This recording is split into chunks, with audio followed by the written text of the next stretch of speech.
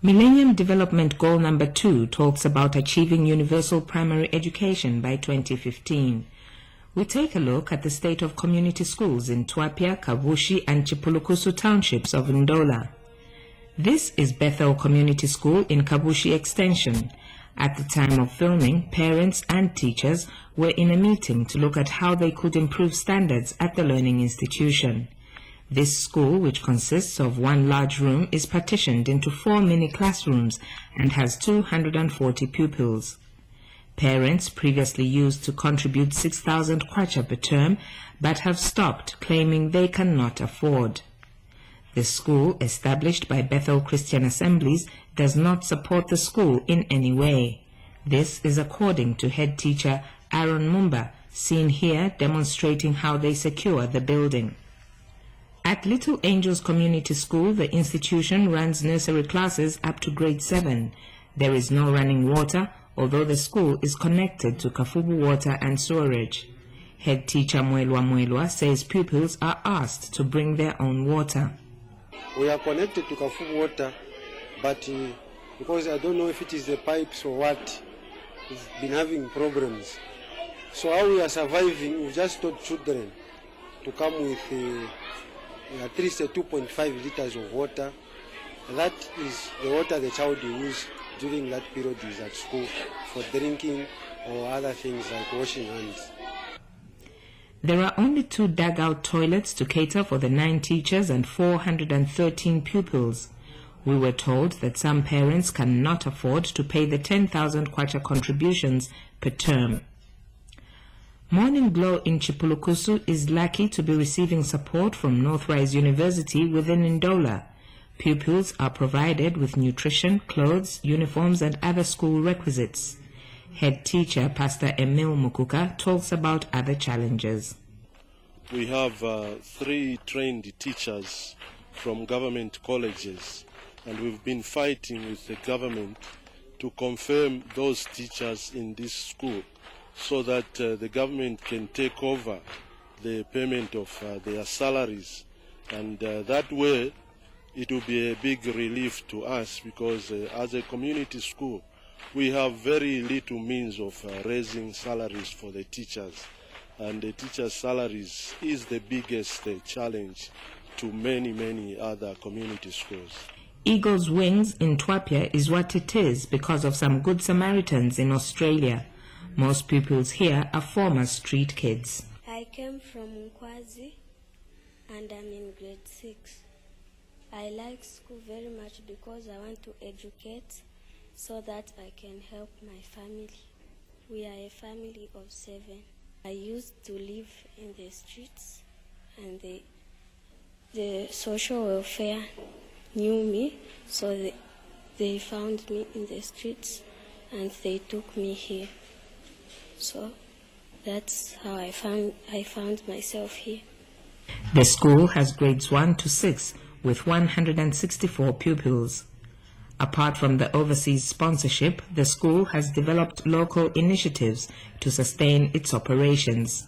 It runs literacy classes for parents and also has a tailoring shop where parents can come and learn tailoring and design at no cost at all. Head teacher Daniel Zulu.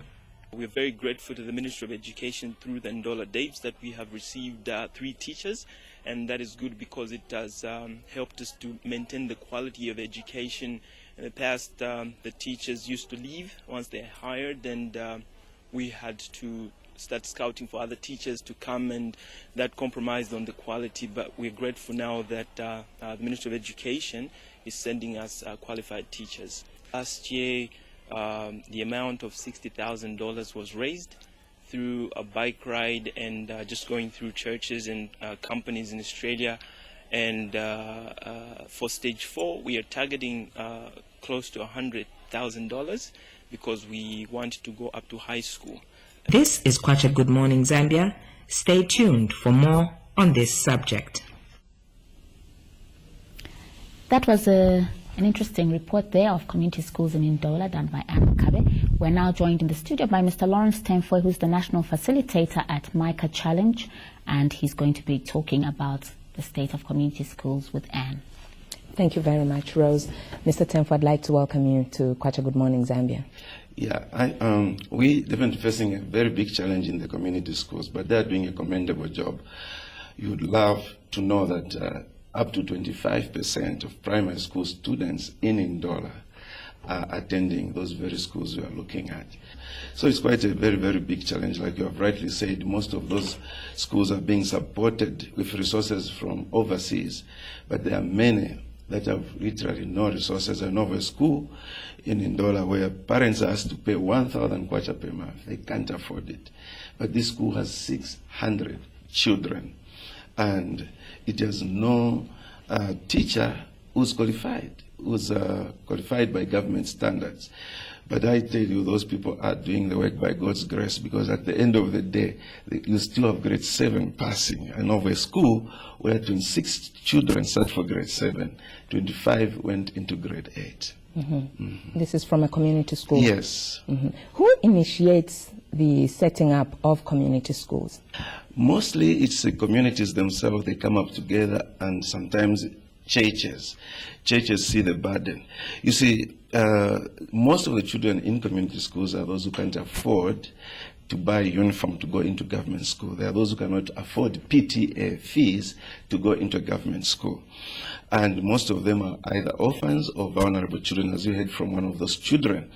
And so it's the burden of the church when they see that their children are not going to school in these most unplanned settlements. So they make up makeshift buildings, and then they bring the children to school. And we just, in fact, particularly this year, as we do the Stand Up and Take Action campaign, what we did was to celebrate those teachers. We just wanted to celebrate them, wanted to say thank you to them for the spirit of volunteerism, which is so much needed in this country.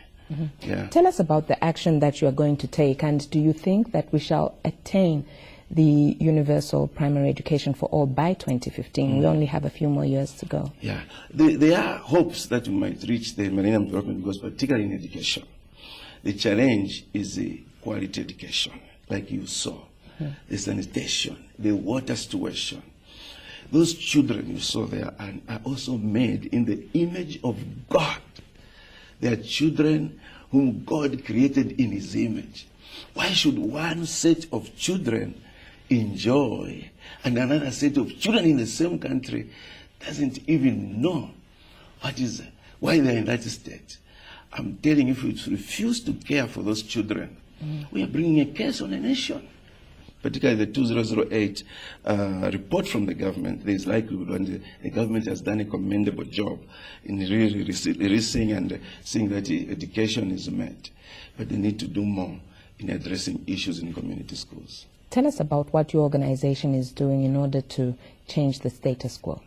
We are challenging churches and Christian organizations to participate in some of those programs. And some churches are responding.